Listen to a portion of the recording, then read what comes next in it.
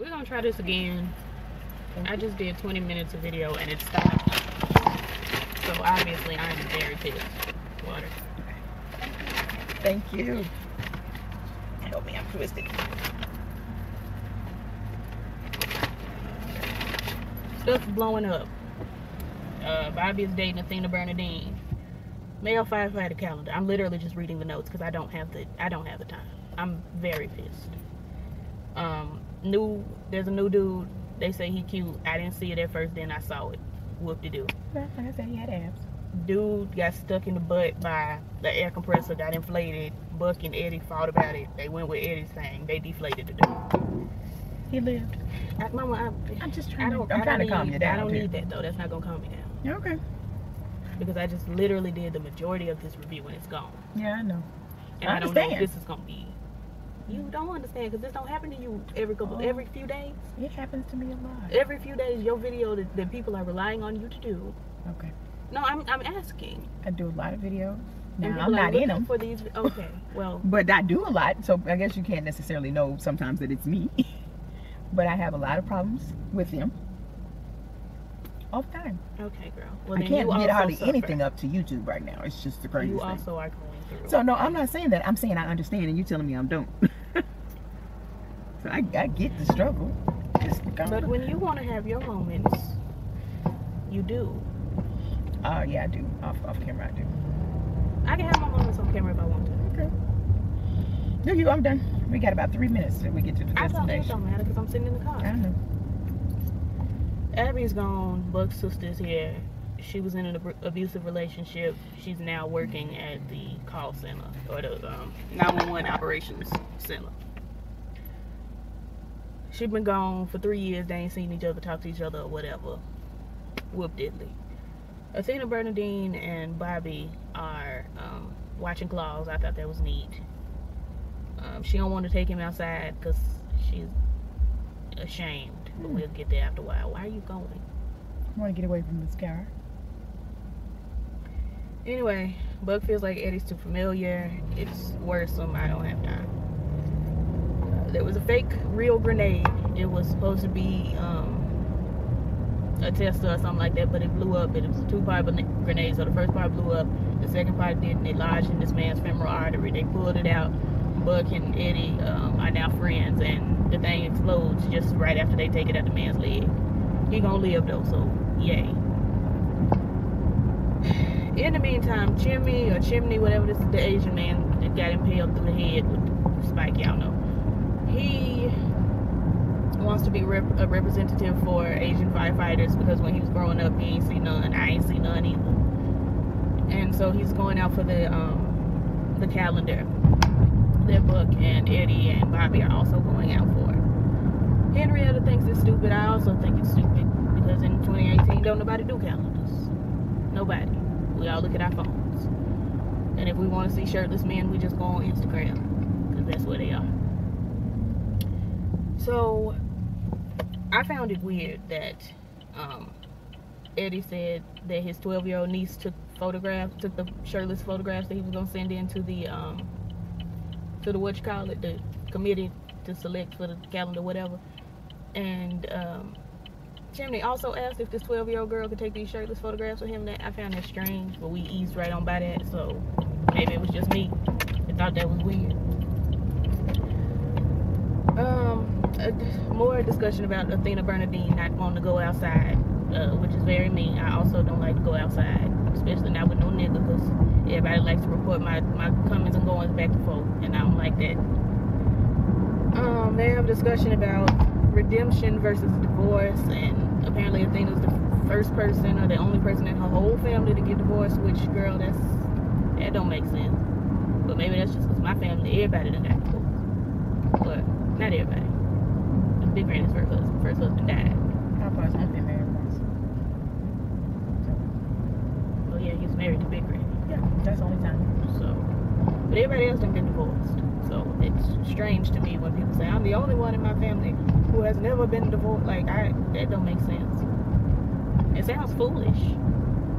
But there's plenty of reason to divorce them. Anyway. And so she's ashamed, but it's like, but you are divorced, so what?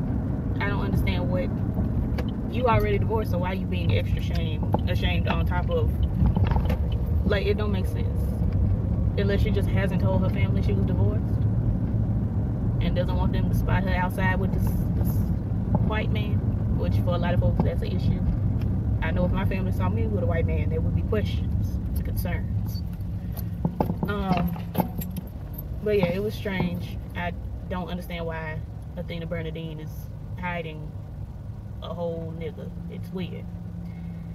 And she goes off and hollers about being ashamed, and he asked her to leave, as one would. Like, because you just said you were ashamed of me. Like, don't even sit here with me. We get this other thing with this black boy and two white boys, which you already know is going to be a mess, because whenever you see a black boy and two or more white boys, he's the black boy. It's something wrong with him. It's something wrong. It goes both ways, but mostly boys, because boys don't have sense to begin with. Anyway, they done cemented their friend's head inside of a microwave for some reason, because cementing his head wasn't enough. They had to do it inside a microwave. Stupid.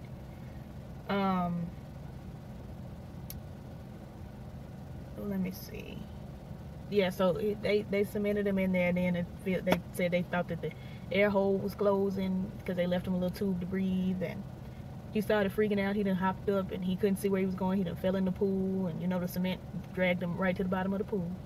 So they had to get him out, and then they had to drill him out the microwave, and then they had to sledgehammer him out of the cement, and it was stupid. Every bit of that was stupid. And then they were steady recording after they rescued the dude, because they were supposed to be YouTubers, which I thought that was very distasteful. I know white YouTubers do that kind of foolishness all the time, but I didn't care for it. Rockman Dunbar is still here. He's still homosexual, as we know him to be. And he and Athena Bernadine have this conversation, and it's just relationship advice from your homosexual ex-husband. The usual. Chimney at one point had decided that he wasn't going to send his pictures in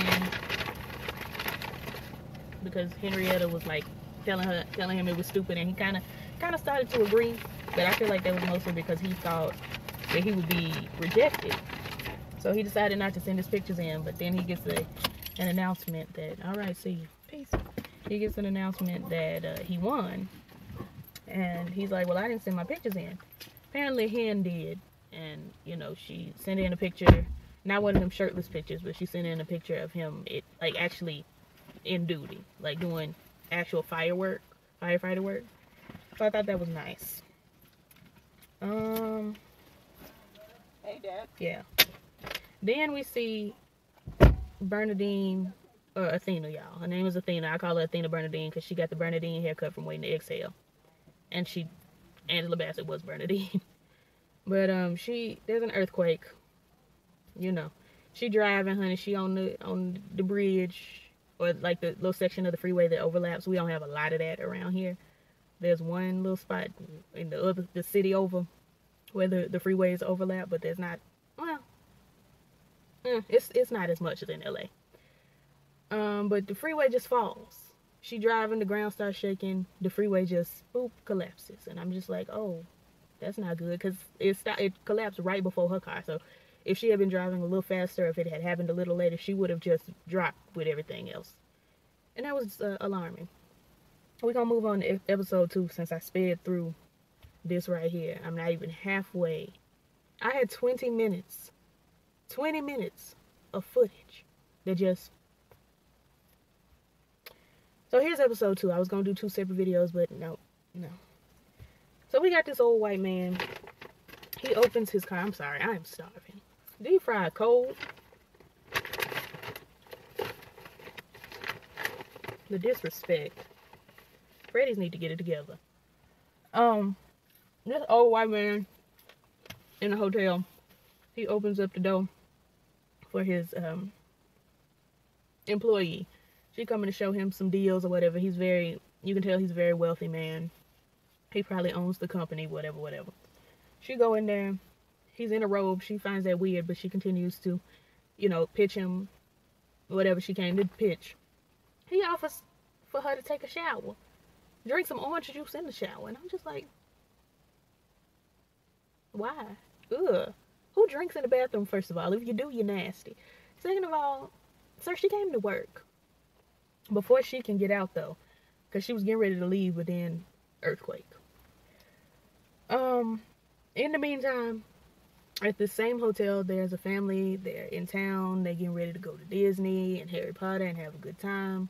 They having lunch or breakfast or whatever in the lobby because they came at checkout. So they're cleaning the rooms and getting everything ready for the next group of people.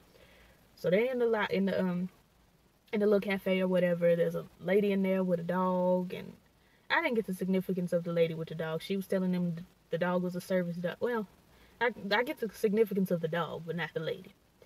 She was being super rude and super anal, honey. She was worrisome. She's in the cafe too. We also see a boy and his basketball coach. Apparently, they're like father and son. Oh, my nerves. It's weird when there's just not anybody right there. It's weird. But, yeah, everybody's in the same hotel. And the little girl is 8 years old, and she's like, I got to, go to the bathroom. She gets up and she's walking to the bathroom by herself in a hotel in probably a city that she's never been to. Don't nobody know nobody. And it's even in cities that you know somebody. She's 8. That was so weird to me. And maybe it's because I was overprotected as a child. There was not a single solitary time before the age of probably 15 that I was out somewhere and went to the bathroom by myself. Like, there wasn't a time. Because anything can happen. People kidnap kids in the bathroom. People sexually assault kids in the bathroom. Like, you don't ever know. But they let this little girl get up and talk about, she loves to feel so grown up. And I'm just saying, like, she can feel grown up at another time. We can get her a little purse, and, a little kitten heel, and put a little blush on her cheeks just like they did when I was little. Because I used to walk around with my little satchel and my mama's heels on and be out there playing touch football with my cousins. In my mama's heels. She'd be so upset. With my lip gloss, just looking my cutest out here playing with the boys. But anyway, and I felt grown up. These kids, this new generation of kids feeling grown up is them having YouTube channels that are like 4 years old. And all this kids, the ghetto. But anyway, all of this is going on.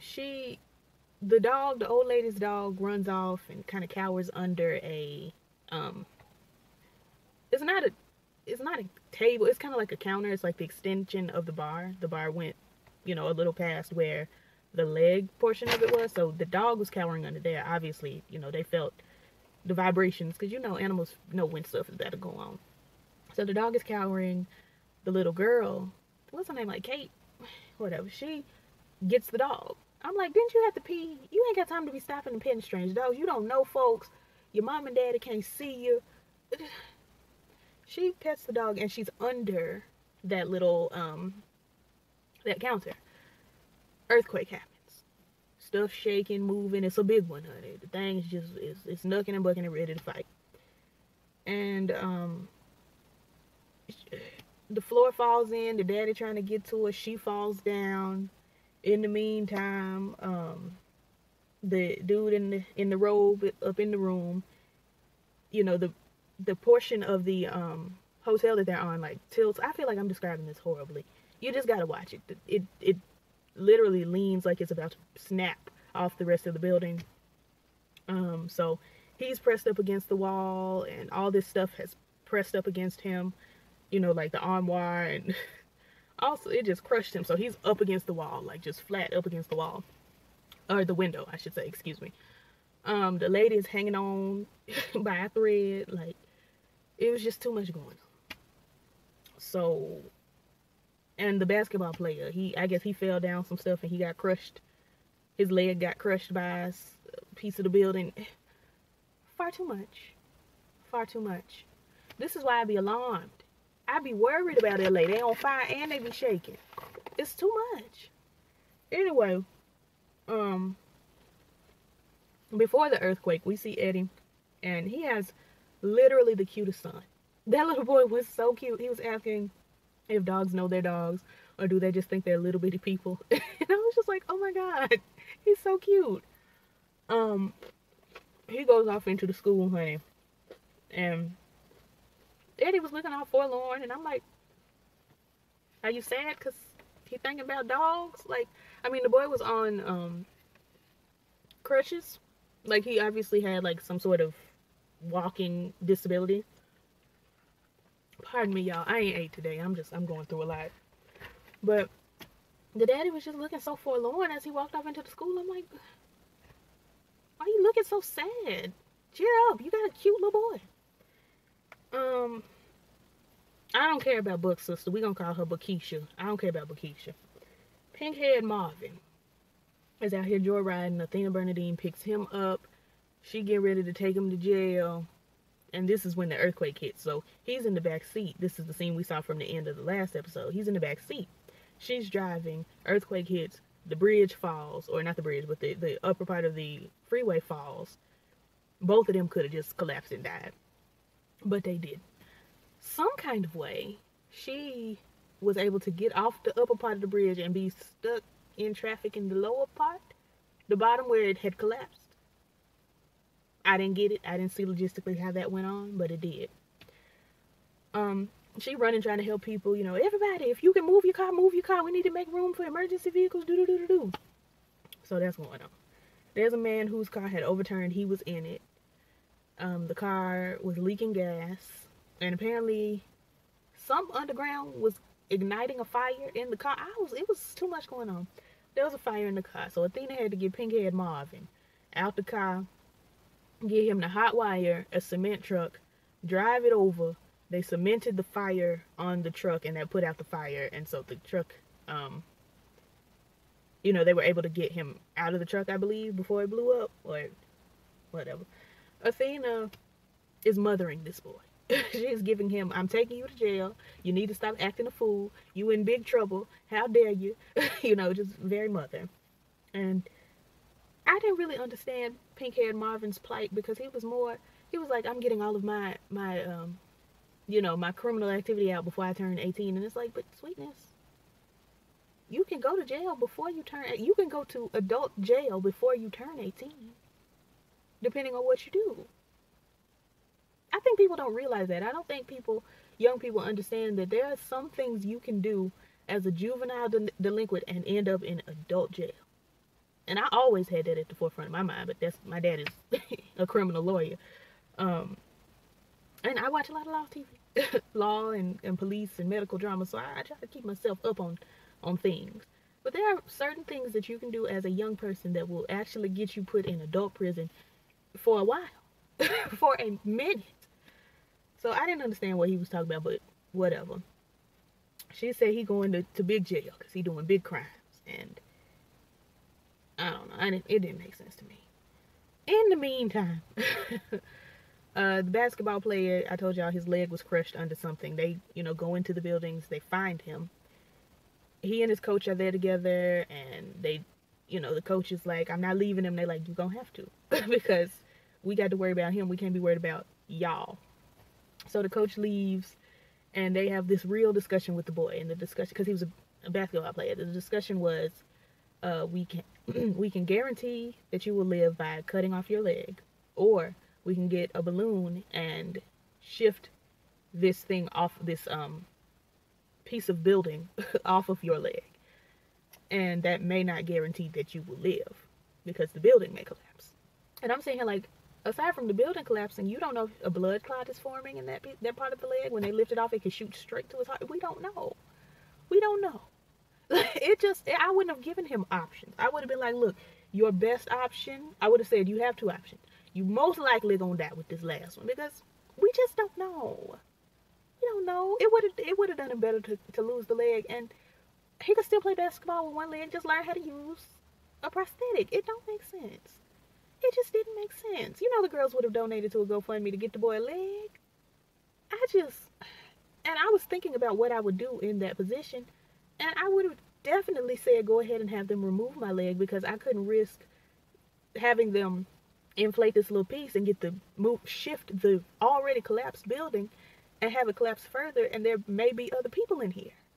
It just felt very selfish to me. And for the good of mankind, as a firefighter, I probably wouldn't tell him that we could shift this and do this, because girl, what about if there are other people in here that are still with us? Ugh, it got on my nerves. But they got him out, and we ain't hear no more from him. He probably still had to end up losing his leg, because I'm sure he lost all blood and all feeling, and they couldn't revive the leg. Girl, he was up under there for Lord knows how long. Anyway, what's her name, Lord? Henrietta. This is gonna hurt. Ooh, it's gonna hurt me next week. Hen sees, as they're coming out, she sees the little purple shoe that cats. Is it 2 cats, Jesus? I say a cat, Nina, but I see cats. My grandparents, I'm at my great grandparents' house. They got this cat. Well, this cat got them. It adopted them. But it's another cat out here. It's just, we're not a cat family like that. Not for real. But they feed him, so, or her, it. Up under here just eating the underside of a car. Like, what are you doing, cat? Get on. It's waiting for something to eat. It be sitting out here looking for food. But anyway, Harriet Tubman finds Cat's shoe, so she's gonna go back and look for the baby. Harvey Weinstein, the nigga up there with the bathrobe. Long story short, baby, he falls through the cracks, literally. The window starts to crack. There's aftershock. Our sweet, sweet sexual predator is no longer for this world. He is gone. He falls to his demise.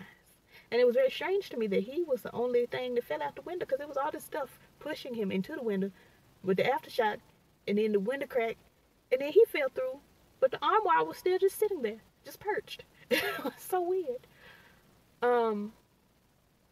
The woman, she hanging out the window, because the aftershock kind of launched her towards, because the building was at an angle, so she was already hanging on, trying not to slide down to the end. So they hanging out the window, Lord Jesus. It's just far too much. I believe they got her to safety. I'm pretty sure they got her to safety, but I don't remember. In the meantime, Hen goes down there, she looking for Cat, and then some more of the hotel falls down. So now she up under stuff, and they hollering, you know, looking for Hen looking for Cat. I'm just like, girl, this is far too much. Far too much. And that was 911. Thank you so much for watching. Hopefully next week will be better, because my video won't quit on me. Anyway, like, comment, subscribe, and I'll catch y'all in the next one. Peace.